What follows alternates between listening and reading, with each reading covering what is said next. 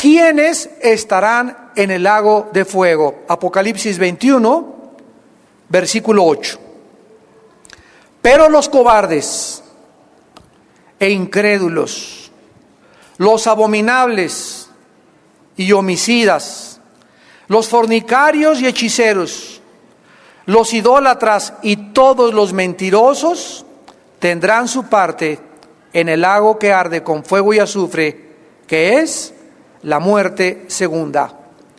De una forma maravillosa, el Espíritu Santo, ya casi para terminar el libro de Apocalipsis, escoge esta lista de pecados, para que en esta lista de pecados nosotros podamos, como repito, de una forma resumida, el Espíritu Santo, comprender la perspectiva de Dios respecto al pecado.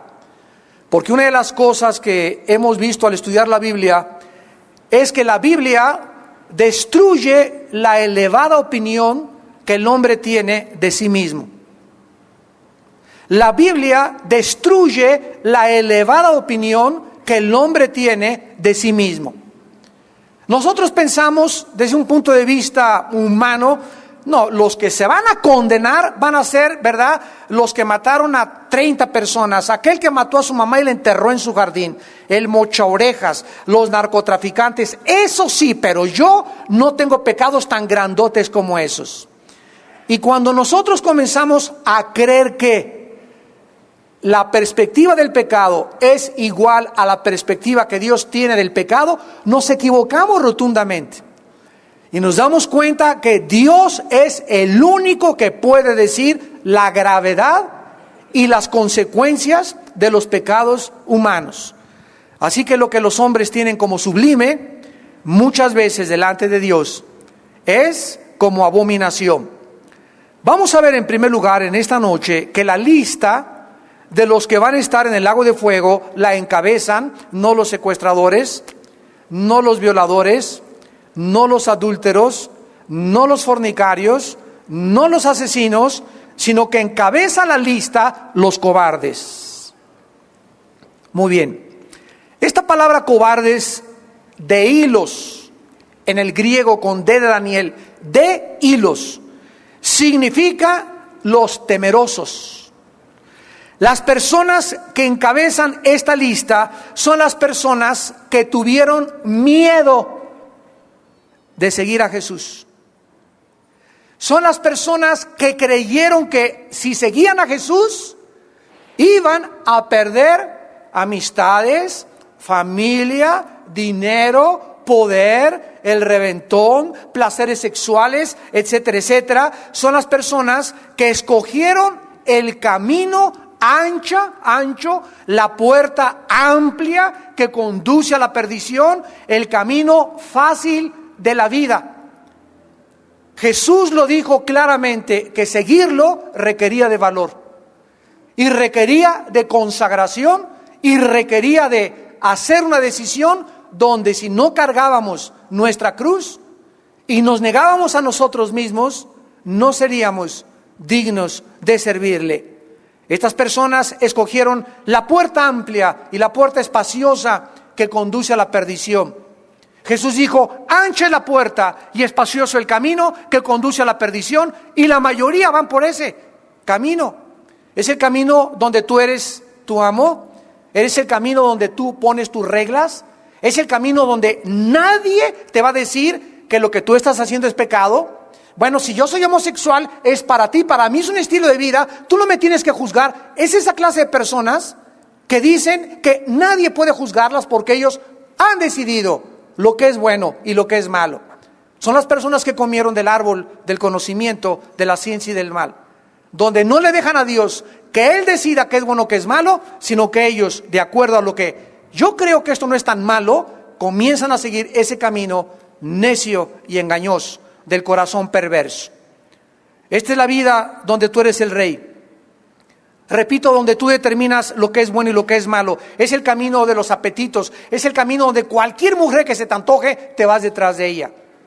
Es el camino donde cualquier cosa que te pongan de comer, te la comes. Es el camino donde cualquier cosa que sea fácil y que no requiera sacrificio, ni entrega, ni consagración, lo sigues. Hay muchas personas que no siguen a Cristo porque quieren seguir el camino de la religión que les han inculcado. Una religión donde nadie te dice que Dios es un Dios celoso. Una religión donde nadie te dice que tienes que entregarle incondicionalmente toda tu vida a Dios. Un camino donde, vuelvo a repetir, nadie puede llegar a decirte que eso que estás haciendo es pecado. Es el camino de la conveniencia propia. Es el camino de los apetitos sensuales. En el libro de Romanos, capítulo 1, versículo 16, el apóstol Pablo lo expuso claramente y dijo, Romanos 1:16, porque no me avergüenzo del evangelio, porque es poder de Dios para salvación a todo aquel que cree, al judío primeramente y también al griego. Una de las cosas contrarias, opuestas a ser un cobarde, es nunca tener vergüenza del evangelio. ¿Cuántas veces tú has profesado o vienes a la iglesia o a escuchar la palabra de Dios y te subes a un avión o te subes a un camión y allá estás en el avión a 3,000 metros de altura y allá la persona enfrente de ti tiene abierto así, pero descaradamente el Playboy, y la otra tiene la revista Cosmopolitan, y a ti te da vergüenza en el avión allá arriba abrir la Biblia y ponerla ahí enfrente en la mesita y que pase alguien y te vea leyendo la palabra de Dios. Te da vergüenza subir a un camión y abrir la Biblia enfrente de todos cuando el otro está leyendo el Esto, el otro el Ovaciones, el otro aquel periódico, pero a ti te da vergüenza abrir la palabra de Dios. Llegas a la escuela y traes una Biblia aquí de bolsillo y la sacas para leerla solamente en el baño. En tu casa, cuando hay familias, cuando hay personas, cuando el maestro se levanta y dice que venimos del chango, te da vergüenza porque te critican y te van a chiflar. Levantarte y decirle, maestro, con el respeto que usted me merece, permítame decirle que no venimos de los animales. La Biblia dice esto. Y tú esperas que una oposición y un antagonismo, y por miedo, por temor, por cobardía, Dios le llama cobardía, no das testimonio de Jesucristo. En 2 de Timoteo, capítulo 1, versículos del 7 al 15, el apóstol Pablo conocía que Timoteo, su discípulo y pastor después de la iglesia, era un muchacho temeroso, era un muchacho tímido, y él escribe y le aconseja. 2 de Timoteo 1, versículos 7 en adelante. Porque no nos ha dado Dios espíritu de Elía. Esta palabra cobardía es la misma palabra griega de Apocalipsis 21:8. Pero los cobardes, Dios no nos ha dado ese espíritu de temor, de sentirnos avergonzados. Cuando una persona recibe a Jesucristo, es un espíritu que Dios deposita y que nos infunde en el corazón para que podamos enfrentarnos al mundo científico, al mundo político, al mundo social, al mundo estudiantil. En cualquier panel tú pararte y presentarte y conocer la palabra de Dios y dar testimonio y dar respuestas de la Biblia. Donde no tienes temor ante tu familia, ni ante tu tía, ni ante tus cuñados, que ahí están hablando de barbaridades y de groserías y de cuentos. Pararte y decirles, con permiso, mi esposo y yo nos retiramos. Ay, sí, ahí se va el santo, ahí se va José Ortiz de Domínguez, ya ustedes son los fanáticos, ay, qué extremistas son. Y comenzamos a desatar persecución porque comenzamos a confrontar a la gente con la verdad y a mostrarles que nosotros no vamos a permitir que nos contaminen. Yo no voy a permitir que mis hijos tengan una reunión donde están hablando de groserías. Agarro a mis hijos y me voy. Y si es mi papá o si es mi mamá o mi tío, lo que sea, discúlpeme, pero a mi casa la respetan. Y a mi esposa también, y nos vamos de aquí. Pero tú tienes temor de eso. Temor de que te critiquen, temor de que te persigan, temor de que te digan que te fue un extremo. Y ese temor es lo que está hablando de que en tu vida no tienes convicciones. Dios no nos ha dado ese espíritu de temor, de timidez, de vergüenza, sino de poder, de amor y dominio propio. Por tanto, no te avergüences, le dice Pablo a su discípulo, de dar testimonio de nuestro Señor. ni de mí preso suyo, sino participa de las aflicciones por el Evangelio según el poder de Dios. ¿A qué nos llamó Dios? ¿A que seamos sanados? ¿A la teología de la prosperidad? En la que vienes y todo va a ser feliz y te va a ser rico Cristo y todas las cosas van a salir bien. Dios nos llama a sufrir con Él, a padecer aflicciones, a saber que hay una cruz que tenemos que cargar. Cristo fue honesto al reclutar a sus discípulos. Les dijo, vengan y síganme, pero tienen que negarse a ustedes mismos y tienen que cargar una cruz. Cargar la cruz era un símbolo de oprobio y de vergüenza en el mundo antiguo, porque cualquiera que cargaba una cruz sabía que era un criminal y que iba dirigido a la muerte. Cuando Cristo dijo, carguen su cruz, nos está diciendo, síganme y mueran conmigo. Síganme hasta el lugar de la muerte y padezcan junto conmigo.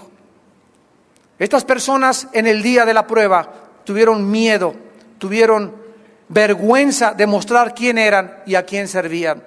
Yo hace algún tiempo les conté una historia de un hombre que iba a nuestra iglesia, ahorita se fue a otro país, y me habló como a las 11 de la noche un día y me dijo, oye Armando, estoy trabajando aquí en una secretaría muy importante en México, y mi jefe me habló para decirme que estaba buscando un secretario particular de esta secretaría para él, pero me preguntó que si era cristiano, y yo tengo que contestarle mañana, porque tengo que definitivamente determinar qué me aconsejas decirle. Yo no sé qué contestarle y le dije, si tú no tienes el valor y no tienes el denuedo de decirle a tu jefe, sí soy cristiano para la gloria del Dios Todopoderoso, ¿de qué te sirve que te nombren secretario particular y que tú puedas el día de Cristo perder las recompensas eternas? Colgamos el teléfono y me habló el otro día a las 5 de la tarde y me dijo, Armando, te tengo buenas noticias. Le dije, ¿qué pasó? Y le dije, pues mi jefe me preguntó y le dije que yo era cristiano. Y entonces mi jefe me contestó y me dijo, gracias, porque estaba buscando a un secretario que fuera hijo de Dios. Entonces realmente fue una prueba para él. ¿Y cuántas pruebas como esta has pasado tú en la vida? ¿Cuántas veces por avergonzarte y considerar que vas a perder tal vez hasta tu trabajo, o tu jefe te invita como muchacha, véngase a tomar un café mi Pati o mi Lupita conmigo a Vips, y sabes que tu jefe es casado, y ahí vas, ¿verdad? Como va el buey al degolladero a sentarte con tu jefe, y sabes que a lo que ve el jefe, qué café ni qué nada, es de lo que menos te va a platicar, pero tú porque, ay, si no voy pierdo el trabajo, y si no voy es muy buen trabajo, pues arriésgate a perder el trabajo, pero no te avergüences de Cristo. Y cuando alguien toma ese paso y de riesgo y de saber que aún hasta mi trabajo está de por medio, pero mi Señor es sobre todas las cosas, Dios te honra. Dios te honra y te bendice como tú no te imaginas. Porque fuiste fiel en las cosas pocas, en las muchas te pondrá. ¿Cuántos de ustedes no han podido prosperar tal vez en la vida o han podido alcanzar una cosa mucho más elevada porque en las cosas en las cuales se encuentran ahorita se han avergonzado del Hijo de Dios? ¿Para qué quiere Dios prosperarte? ¿Para qué quiere Dios promoverte?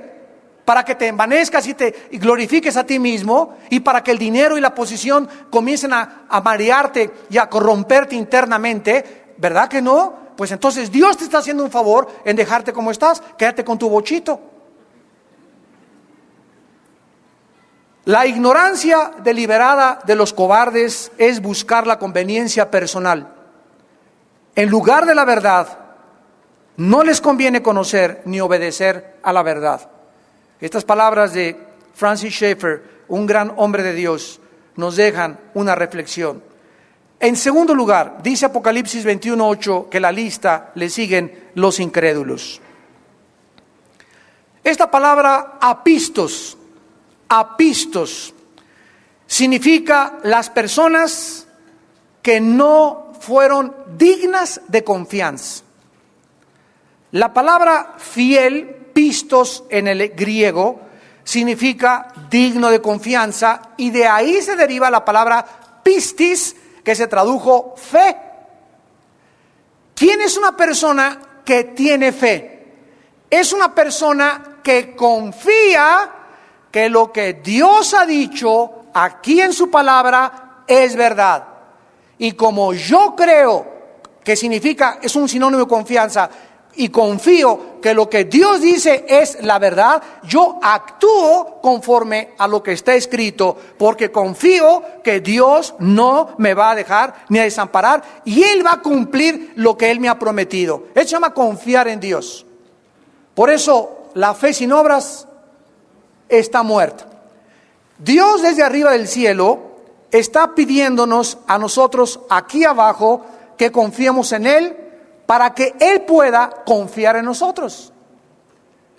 Se los voy a explicar. Si yo tengo un negocio y quiero dejar a una persona encargada de mi taller, de mi panadería, de mi plomería, o de mi salchichonería, o de lo que sea, yo necesito que esa persona pueda ser digna de mi confianza. Le voy a dejar la caja, el manejo de los empleados, lo voy a dejar de administrador. Si yo me voy 3, 4 meses y regreso y me falló, me robó e hizo problemas con los empleados, ¿qué es lo que sucede? Que a esa persona yo la tengo que despedir, porque no es digna de mi confianza.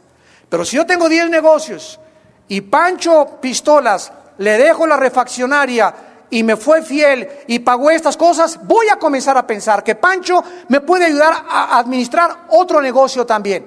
Y al ratito ya tengo un hombre de mi confianza para ponerlo al frente de mis 10 negocios, porque Él ha respondido a esa confianza y yo le puedo delegar y entregar más responsabilidades. Exactamente así actúa Dios.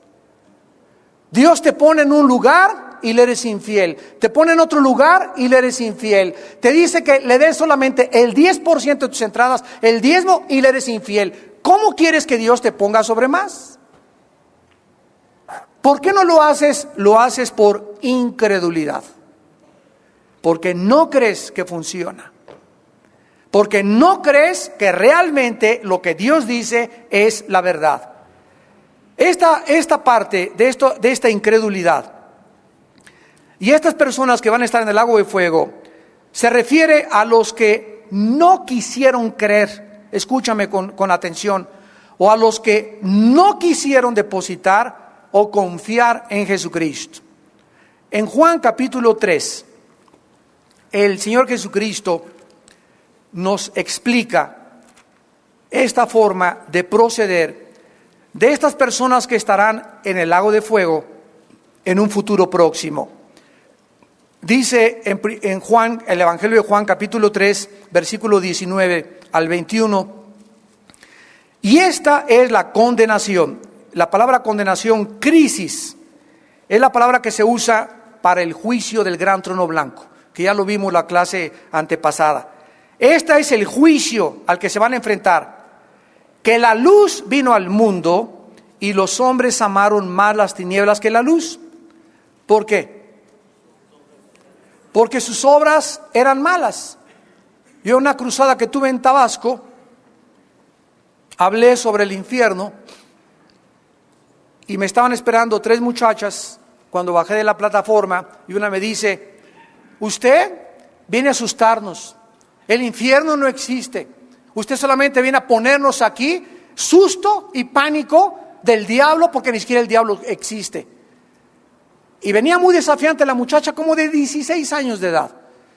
Y yo le dije: mira muchacha, sería muy interesante saber, porque acabo de presentar evidencias. Le dije: ¿por qué no quieres creer? Y la muchacha que venía junto con ella me dijo: sí es cierto, hermano, ella tiene 2 amantes. Entonces vemos que casi siempre detrás de la incredulidad y de las personas que niegan la luz y que no quieren investigar si es cierto que es verdad o no es verdad la Biblia, se encuentran vidas inmorales.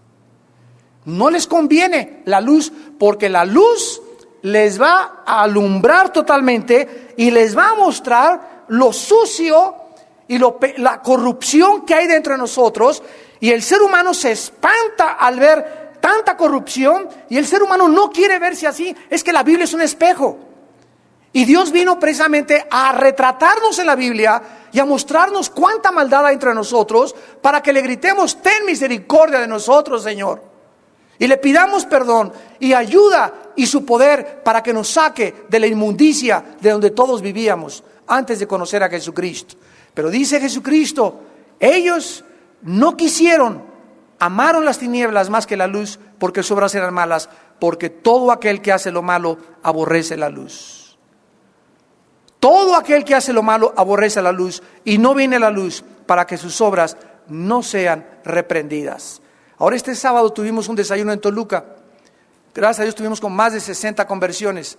Y a la salida estuve platicando con algunas personas que eran bastante cercanas al gobierno del Estado, funcionarios del gobierno del Estado. Y uno de ellos me dijo que es cristiano. Mi hermano, yo invité a una persona, pero no sabes cómo se hacía. Parecía Pepita en comal en la silla, así en el desayuno. Y se sentía hasta calientito el asiento. Y faltando 5 minutos para que hiciera el llamado, agachó la cabeza deliberadamente y me dijo, no quiero seguir oyendo esto. Así dijo, no quiero seguir oyendo esto. Y le dije, seguramente que esta persona, amistad tuya, ¿verdad? Necesitas tú orar mucho por él, pero yo te aseguro que tiene una vida de inmoralidad. Y me lo dijo así, acaba de abandonar a su esposa y vive con su amante. Y llega a un lugar donde la luz aparece y donde esta persona sabe, y muchos de ustedes que me escuchan por televisión también lo saben, que estas palabras son fieles y verdaderas, pero no te conviene creerlas porque no quieres dejar tu pecado. Esta es la condenación, que los hombres aman más las tinieblas. ¿Por qué a los ojos de Dios una persona es condenada por la incredulidad? En primer lugar, porque la incredulidad deliberada, o sea, acordemos que estamos hablando de personas que no quieren investigar ni saber más. Es una deshonestidad filosófica por amar más las tinieblas. ¿Y por qué es tan grave? Por el cúmulo de evidencias que Dios nos ha dejado de su existencia. ¿Por qué es tan grave la incredulidad? Por el cúmulo de evidencias que Dios nos ha dejado de su existencia. O sea que las personas que estén en el infierno algún día, ninguna de las personas ahí abajo en el lago de fuego, o arriba no sé dónde va a estar el lago de fuego, ahorita el infierno está en el centro de la tierra, y después el infierno va a ser pasado al lago de fuego, ninguna de estas personas jamás podrá decir, es que no tuve evidencia, Señor, de que tú existías. No es cierto, no quisiste buscarlas. ¿Qué evidencias existen de que Dios existe? Dice el Salmo 19, los cielos cuentan la gloria de Dios y el firmamento la obra de sus manos. Tenemos en primer lugar la prueba de la existencia de Dios en el universo a nuestro alrededor. ¿Qué prueba encontramos de Dios? Que tenemos un universo bajo un diseño y una inteligencia. Detrás de una pintura hay un pintor, detrás de una escultura hay un escultor, detrás de una máquina hay un ingeniero mecánico, detrás de una construcción hay un arquitecto, detrás de una obra de arte hay un artista, y detrás de un universo, de una inteligencia hay un diseño, un orden perfecto que existe. Hay alguien que está controlando eso. No pudo haber sido por accidente que todo explotara y que la Tierra tuviera una inclinación perfecta, 23 grados y medio sobre su eje, girando alrededor del Sol, y una distancia perfecta para que hubiera la vida y las cosas interrelacionadas como el agua, el oxígeno, la mezcla de carbonos y la mezcla de gases para que pudiéramos nosotros sobrevivir. Nada de estas cosas son coincidencias. Pero la gente no quiere ver eso, sino que se ciegan ante la verdad y desprecian aquello que Dios creó. En segundo lugar, los milagros de Cristo y los apóstoles. En tercer lugar, la Biblia. Si tú vienes a la Biblia de una forma desapasionada y honesta y te hincas y le dices, Dios, yo no sé si existes. La neta, como dicen los jóvenes, yo no sé si existes, oh Dios, pero si tú existes, Señor, díselo tú que me escuchas ahorita. Si dices que tú existes y que en la Biblia te puedo encontrar, yo te prometo, Señor, que voy a comenzar a leerla y te voy a comenzar a buscar. Y si tú te revelas a mi vida, Señor, yo te voy a servir todos los días de mi vida. Y la Biblia dice, si tú me buscas, me encontrarás, porque me buscarás con todo tu corazón. Pero no digas, la Biblia es hecha por los hombres, la Biblia son puras tonterías, la Biblia son puras contradicciones, son cuentos de hadas, son leyendas. ¿Quién te dijo eso? Lo leíste en la revista Duda. En los libros de Sanborns, Cristo estuvo en Cachemira, en la opinión de tu maestro de filosofía y letras, en tu tío que es comunista, en tu tía que es inmoral, en tus familiares que son depravados y degradados. Esas personas son las que te han metido esas ideas, pero tú te has interesado en buscar por ti mismo las pruebas de Dios en la Biblia. Te aseguro que no. Y esa es la razón por la cual algún día serás condenado por esta incredulidad. Si sigues siendo un incrédulo, no es porque no puedas creer o porque te falten evidencias, sino porque no quieres creer. Tu incredulidad es el ejercicio de tu libre voluntad.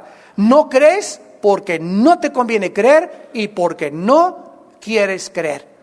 Hay personas que aunque resucite alguien de los muertos, aunque se les abra el mar como se les abrió el mar a los judíos, aunque alguien pueda aparecerte en la noche y decirte yo soy un ángel y te jale los pies en la noche, si tú decides no creer, dirás, son fenómenos psíquicos, son alucinaciones, son problemas mentales que yo tengo, que no creo que sean coherentes con mi racionalidad. Y tú vas a poder justificar cualquier cosa que exista. Ese paralítico fue una cosa ahí que me asombró, y sí, pero pudo haberse un milagro que pudo producir los fenómenos paranormales, o a lo mejor los espíritus de Cuauhtémoc por ahí lo hicieron levantarse de la silla. Cuando una persona se decide no creer, nadie en el mundo te podrá hacer creer. Es un libre ejercicio de la voluntad. En tercer lugar, los abominables. Los abominables del griego del eduso significa los que están y siguieron contaminados, que apestan por haberse contaminado con la suciedad del mundo. Son las personas que han permitido que la maldad del mundo los envilezca, los manche, los contamine, los infecte, finalmente los haga igual a ellos. Veamos en la segunda carta de Pedro. Segunda de Pedro, capítulo 1. En los versículos del 3 al 4, dice la Biblia, todas las cosas que pertenecen a la vida y a la piedad nos han sido dadas por su divino poder, mediante el conocimiento de aquel que nos llamó por su gloria y excelencia. O sea, todas las cosas que nosotros los cristianos necesitamos para la vida, en el servicio de Dios, para mi matrimonio, para ser padre, para ser hijo, para ser empleado, para ser artista, para ser deportista, todas las cosas que pertenecen a la vida y a la piedad ya nos han sido dadas. Vean el tiempo del verbo. Y la forma como Dios la ha canalizado a nosotros es a través de el conocimiento. Mi pueblo pereció en el Antiguo Testamento porque le faltó conocimiento. Entonces, como tú no tienes un conocimiento de la Biblia porque no la estudias, no la lees, no la meditas, no la oyes diario en CD, en audio, en DVD, etcétera, etcétera, no tienes hambre porque tu mente sea revolucionada, etcétera, etcétera, te quedas con esa contaminación y te quedas con esas tinieblas y esos programas, esos softwares que nos metió Marx, que nos metió Freud, que nos metió Nietzsche, que nos metió Hitler, que nos metió todas las personas y los filósofos, hombres solamente aquí en esta tierra, y no dejamos que Dios saque esas tinieblas y nos introduzca la luz del Evangelio de Cristo. Entonces, el conocimiento es la forma como Dios combate la ignorancia. Y dice el versículo 4. Por medio de las cuales, o sea, a través de este conocimiento de Dios en la Biblia, nos ha dado preciosas y grandísimas promesas, para que por ellas lleguemos a ser participantes de la naturaleza divina. O sea que si yo veo aquí en la Biblia, Salmo 23, Jehová es mi pastor, nada me faltará. ¿Qué promesa me está diciendo a Dios? Que nada me va a faltar. Muy bien, yo ya tengo el conocimiento que Dios dice que nada me va a faltar. Me enfrento sin trabajo un día. Y en ese momento yo puedo tener dos puertas. Una, amargarme, enojarme, llegar, quítense chamacos, no tengo trabajo. Vieja, quítate, no me estés molestando. Mira cómo estamos la cosa, para eso somos cristianos. Esa es una puerta que tú has escogido deliberadamente caminar y introducirte por ella. Y la otra puerta es, Recordar. Mi mente me dice, Jehová es mi pastor, nada me faltará. Viejita, ¿qué crees? Perdí mi chamba. ¿Y por qué te ríes, mi amor? Porque la Biblia dice que el gozo del Señor es nuestra fortaleza. ¿Estás loco, viejo? Sí, estoy loco, pero para Dios. Y esta risa y este gozo va a hacer que mi ritmo cardíaco no se altere, que no me salgan úlceras, que pueda descansar. Y Dios está viendo desde el cielo cuando esa persona está reaccionando de una manera de fe. Y cuando Dios ve que una persona reacciona con fe, porque sin fe es imposible agradar a Dios, Dios entonces abre puertas, porque la fe es lo que hace entrar en acción a Dios. La fe, nuestra confianza en lo que Él dice, pone en acción a Dios. Y en ese momento, cuando yo participo de esa promesa, dice ahí, y esto es bien profundo, que me hago partícipe de su naturaleza. De su naturaleza.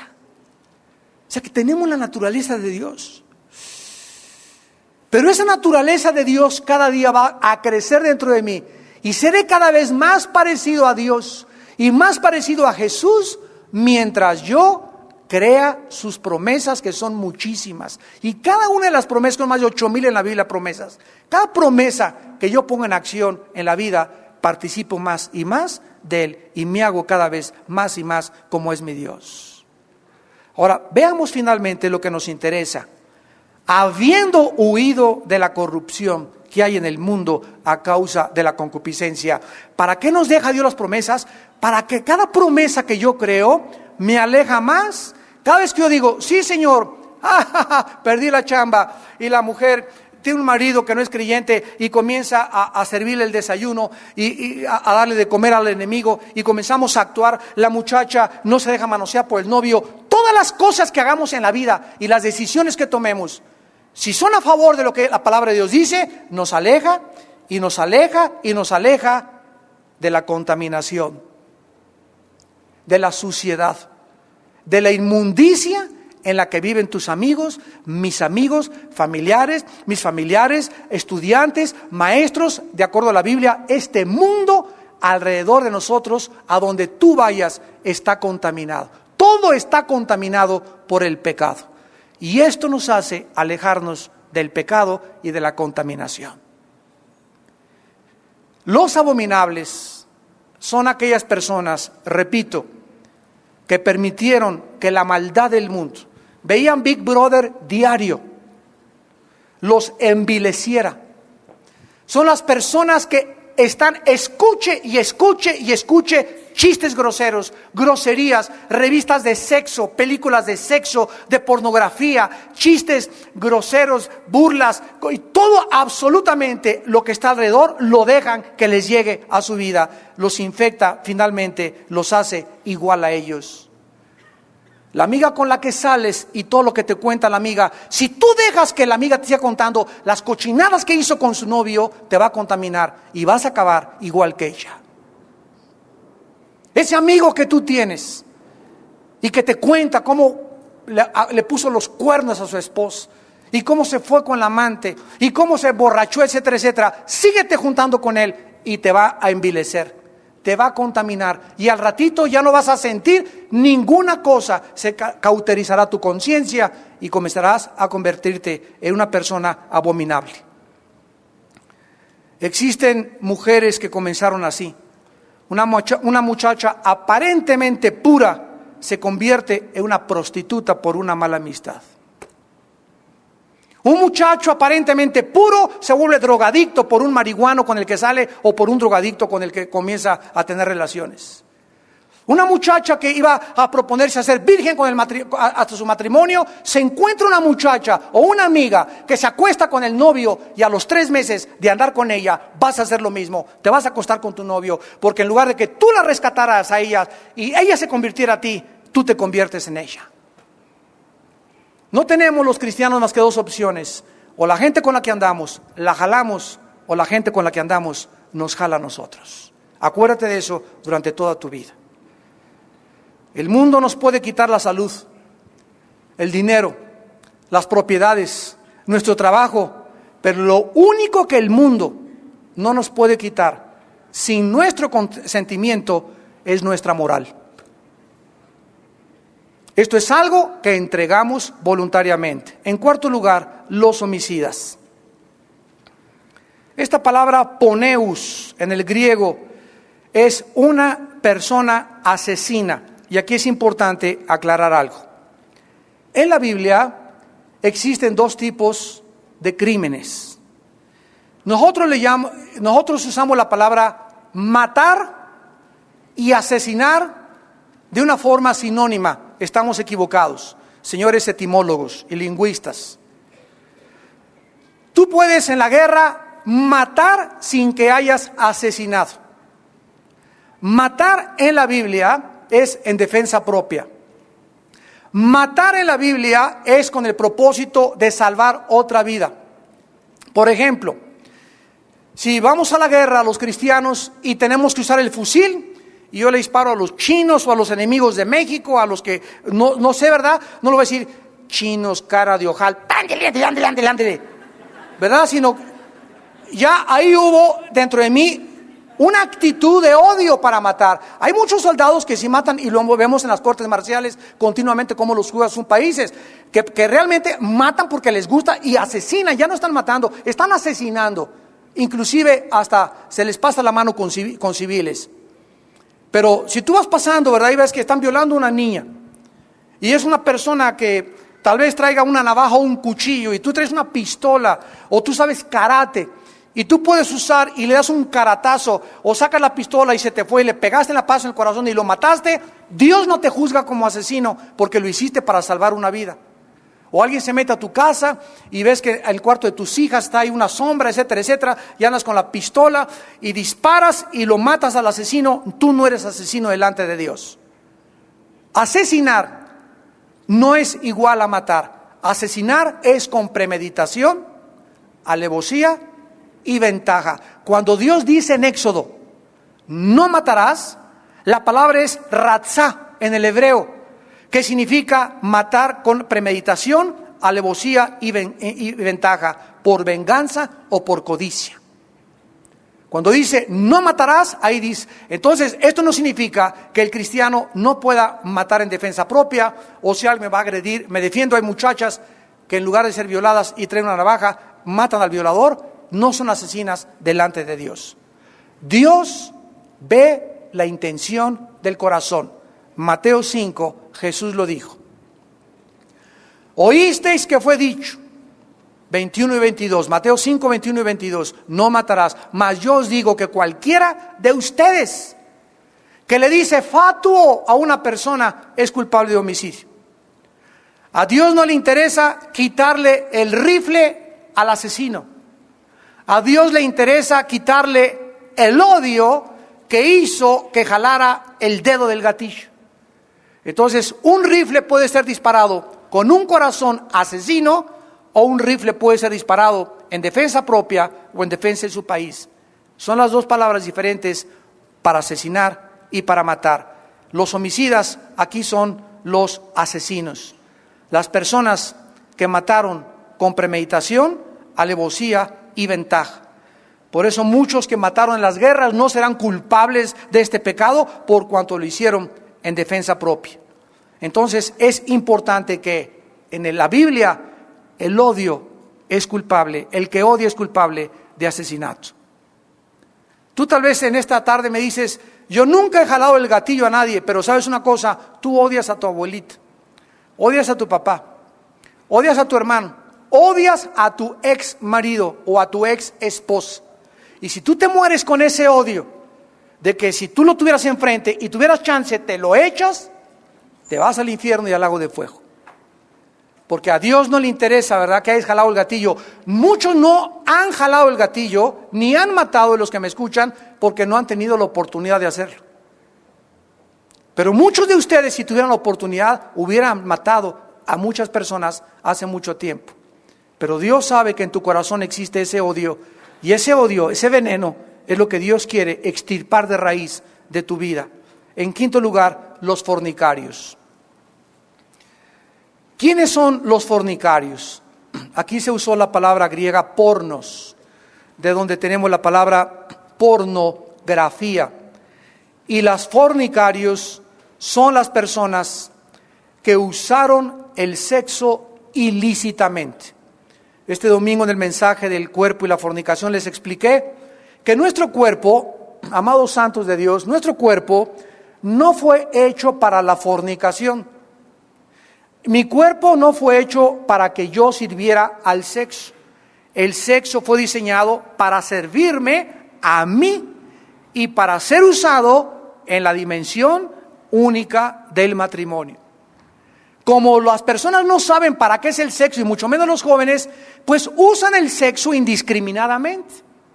Y el gobierno comienza a darse cuenta que hay una campaña tremenda que use condón para que pueda evitar el SIDA, etcétera, etcétera, cuando es una mentira. El condón está hecho de un látex que te filtra solamente el 65% del esperma. ¿Sabías eso? Pero eso no te lo dicen. Y tienes un 35% de probabilidades al usar un condón de recibir el SIDA o una enfermedad venérea o embarazar a la muchacha. Así que muchacha, no seas tonta que porque tu novio trae condón ya la libraron. No es cierto. Son mentiras, porque no se nos dice nunca la verdad. El mundo entero está bajo el maligno. ¿Quiénes son los fornicarios? Los que usan el sexo antes de casarse. Los que están casados y lo usan fuera de su cónyuge. O sea, con una persona que no es su compañero o su compañera. Se llama adulterio. En tercer lugar, los que usan el sexo hombre con hombre o mujer con mujer, que se llama homosexualidad. En cuarto lugar, los que usan el sexo con los animales, se llama bestialidad. Y finalmente los que usan el sexo, como Michael Jackson, con los niños. Y no necesitas violar a un niño solamente con que juegues con él o intentes hacerlo. ¿Qué es lo que Dios ve? La intención. El acto culmina solamente. Dios ve la intención del corazón. Los fornicarios no entrarán al reino de Dios. En sexto lugar, los hechiceros. Esta palabra hechiceros es muy interesante porque es la palabra pharmakeus, de donde se deriva la palabra farmacia. Si ustedes van a Estados Unidos, dicen las tiendas drug store, tienda de drogas. Si aquí le ponen eso a una farmacia, nadie entraría. Pero es cosa curiosa e interesante lo que significa farmakeo en el griego, farmacia, tienda de drogas. Aun cuando las drogas que se venden, ¿verdad?, son para usos medicinales y médicos y no abusar de ellas. Pero la palabra farmakeus también se usó en la Biblia para las palabras que describen a los brujos, a los drogadictos, a los magos, a los mediums, a los que hacen limpias por medio de hechizos o conjuros, a los que te leen la mano en Reino Ventura, la bola de cristal, a los que te leen el café turco, a los que a través de la quiromancia tratan de adivinarte el futuro y finalmente a los astrólogos, tu padrino Walter Mercado. Veamos en Deuteronomio, en el Antiguo Testamento. Síguele con Walter Mercado. En Deuteronomio 18, versículo del 10 al 13, dice la Biblia: no sea hallado en ti quien haga pasar a su hijo o a su hija por el fuego, ni quien practique adivinación, ni agorero, sortílego, ni hechicero, ni encantador, ni adivino, ni mago, ni quien consulte a los muertos. La palabra agorero es la astrología moderna, los que enseñan que los astros, Géminis, Virgo, esta conjunción de estrellas que se reunió ahora y tienen tus horóscopos en el periódico: hoy no hagas negocios porque de acuerdo a tu estrella tú eres Capricornio, no te van a salir, y comienzas a dejar tu vida ser guiada creyendo que los planetas tienen influencia en nosotros. Una cosa es la astrología y otra cosa es la astronomía. No es igual la gimnasia y la magnesia. La astronomía estudia a través de la observación el movimiento de los astros en relación con los planetas y la Tierra. La astrología deduce y concluye que tienen influencia sobre nuestra conducta. Y detrás de estos horóscopos se encuentran, de acuerdo a la Biblia, los poderes de Satanás. La adivinación es la palabra kesem en el hebreo. Sortílego es la persona que controla a otra por toloache, hechizos, encantamientos. Los hechiceros son los kashap en el hebreo, los que murmuran cantos mágicos para atraer espíritus. Los encantadores, los que lanzan la brujería como el vudú a otras personas, y los adivinos son los of, o B de Víctor, que significa mediums, magos, o yudioni, que se tradujo en el griego. Veamos más pasajes en Levítico capítulo 19. Antes de Deuteronomio, retrásense, vámonos hacia atrás de la Biblia, está Números y después Levítico. Capítulo 19. Vean cómo Dios prohíbe y todos creen que son chistes. Ahí es un juego en la ouija.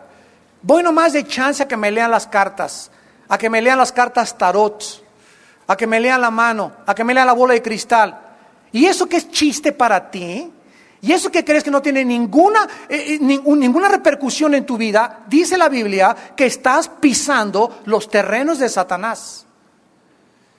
En Levítico 19, versículo 31, dice la Biblia: no os volváis a los encantadores. Por favor, apunten a los que les interesa la palabra encantador. Es la palabra of, o B de Víctor, nada más, que significa espíritus familiares.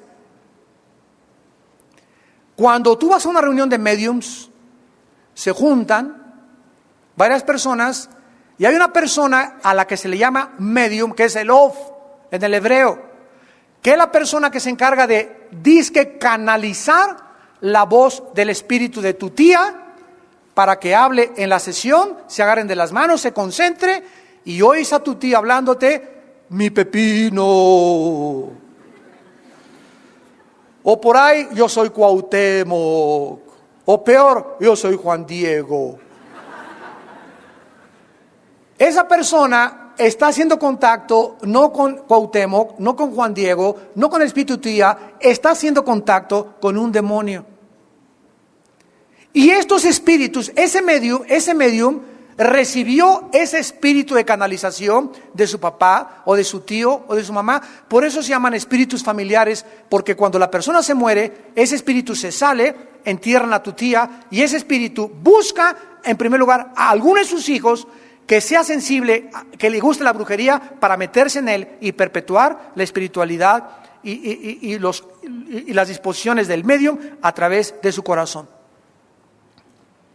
La Biblia nos muestra que cuando una persona se muere endemoniada, los demonios salen y buscan familiares. Por eso se llaman espíritus familiares. No te vuelvas a los mediums, ni a los adivinos, no los consultes, y dice, contaminándote con ellos. Esta palabra contaminación es tamé, en el hebreo tamé, que significa que te ensucia y te contagia. Si tú te metes a que te lean las cartas, a que te lean la mano, el café turco, y ahí todo fue un chiste y no pasó nada, van a pasar 2 meses, 3 meses y los espíritus no te van a hacer nada. O vete a una película como El Exorcista o El Exorcista 2, etcétera, etcétera. Ay, a mí no me asustan estas cosas. En tu mente algo entró que después vas a comenzar a tener alteraciones de conducta mentales. Esto no es un chiste, esto es la palabra de Dios. Y Dios odia a cualquier persona que se mete en esto. Levítico 20, versículo 27. 20:27, Levítico: y el hombre o la mujer que evocare espíritus de muertos. Aquí otra vez se usa la palabra of. Los mediums, las personas que vayan a invocaciones de espíritus o se entreguen a la gideoni, que se tradujo a adivinación, ha de morir. Serán apedreados, su sangre será sobre de ellos. Y tenemos en sexto y penúltimo lugar los idólatras.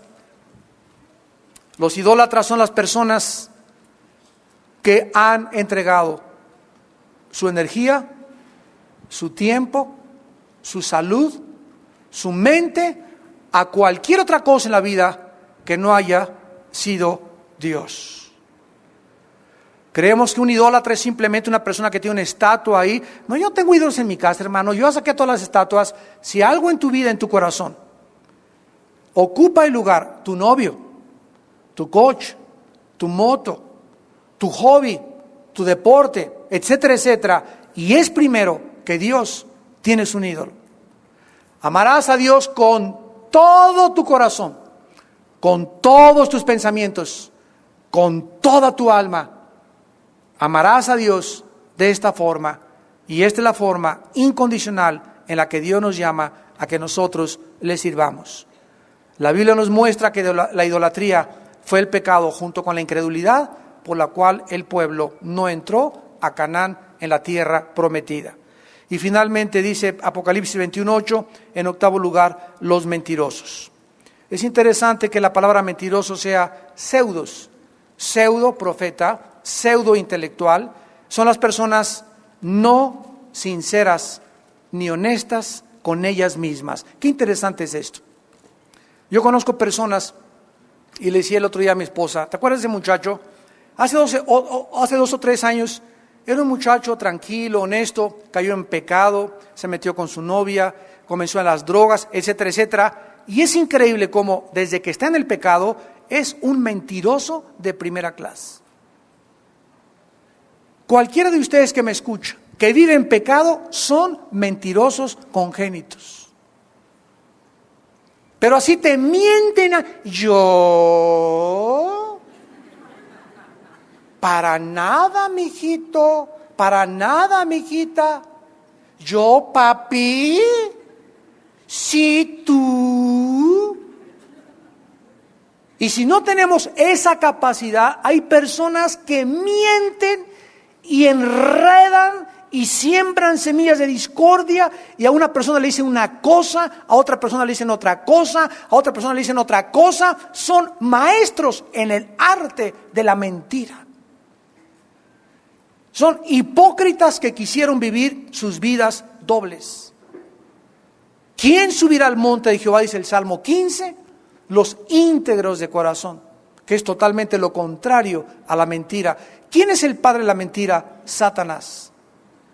Y las personas mentirosas son las personas que no pueden evitar ya hablar e ir en contra de la verdad. ¿Y qué dice la Biblia en Efesios 5? Hablemos verdad cada uno entre nosotros. Oye, ¿tú hiciste aquello? No, yo no lo hice. Oye, ¿tú me ves una lana? Yo, para nada. Y el hecho que tú no le pagues al que le debes te hace un mentiroso. Porque estás en contra de la verdad, y no podemos nada en contra de la verdad, sino por la verdad. Resumimos pues que la cobardía, la incredulidad, el permitir que el mundo nos contamine, el odio de no querer perdonar a alguien, la inmoralidad, las prácticas de la hechicería y el tener otros dioses, la mentira y la hipocresía merecerán la condenación eterna en el lago de fuego. Si alguna de ustedes, personas, ustedes que nos ven por la televisión, ha practicado o está practicando cualquiera de estos pecados, Dios te manda en este momento que te arrepientas, que te vuelvas a Él, que le permitas lavarte con la sangre preciosa de Cristo y que no juegues con tu destino eterno. Porque si tú murieras hoy en la noche, aunque más que tu chicle, y te rías y te carcajees y salgas de este lugar burlándote, la Biblia dice, está establecido que algún día tengas que morir. Y tal vez mañana ya no tengas la oportunidad que tienes hoy, porque tu corazón se endurece cuando uno no quiere aceptar la luz de la verdad, del Evangelio, de la gracia de Dios. Oremos.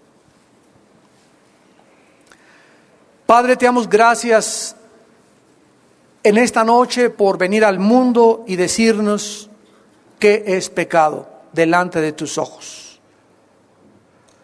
Por mostrarnos las cosas que tú abominas, que tú desechas y que tú odias, porque tú no quieres que nosotros participemos de la inmundicia, del pecado, de la corrupción que hay en este mundo, sino que seamos como hijos de luz sin mancha, en medio de una oscuridad como luceros en el firmamento.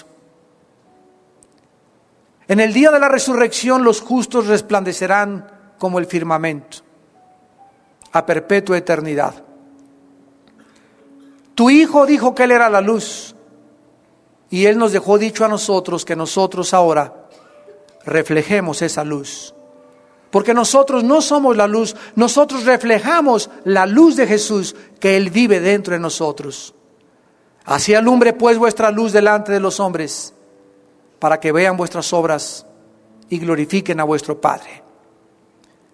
Y si invocáis por Padre a aquel que sin acepción de personas juzga a cada quien de acuerdo a sus obras, condúzcanse en temor durante todo el tiempo de vuestra peregrinación, sabiendo que fuiste rescatados de vuestra vana manera de vivir, no con oro ni con plata, sino con la sangre preciosa de Jesucristo.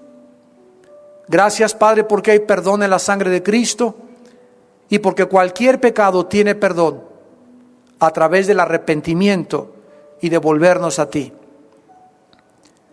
Tal vez en esta noche y en esta hora, muchos también que nos ven a través de la televisión, no han invitado a Cristo todavía a sus vidas, no han determinado su destino eterno, no han escogido seguir a Dios.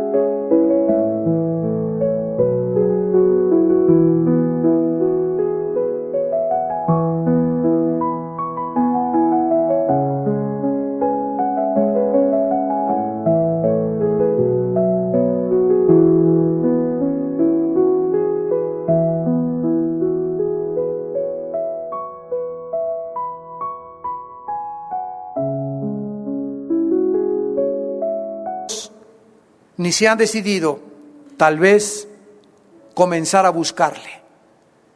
Y si tú en esta noche has sido tocado por el Espíritu Santo y estás decidido a comenzar a buscar a Dios en la Biblia y a recibir el poder que Él nos da para vivir para Él y a creer en sus promesas, invítale a tu corazón en este momento que está tan preparado por el Espíritu Santo. Y dile a Dios, ahí desde tu lugar, desde donde tú nos estés viendo, estas palabras: Señor, Señor y mi Dios. En esta noche reconozco que mi vida no te agrada, que vivo en pecado. Ahora he escuchado buenas noticias, que en la cruz del Calvario, tu santo Hijo Jesucristo pagó con su sangre por mis pecados. Creo que Él en la cruz derramó su sangre para perdonarme y para lavarme de toda la suciedad, la contaminación, la inmundicia que se me ha pegado en este mundo. Te pido, Jesús, que entres a mi corazón en esta noche como mi Dios y mi Salvador. Lávame más y más de mis pecados. Purifícame como al hisopo. Entra a mi vida y dame el poder de servirte. Porque quiero retirarme en esta noche con la absoluta certeza y seguridad de que mi alma te pertenece y que en el día de mi muerte no tendré temor de enfrentarte como mi Dios y Salvador. En el nombre de Jesús. Amén.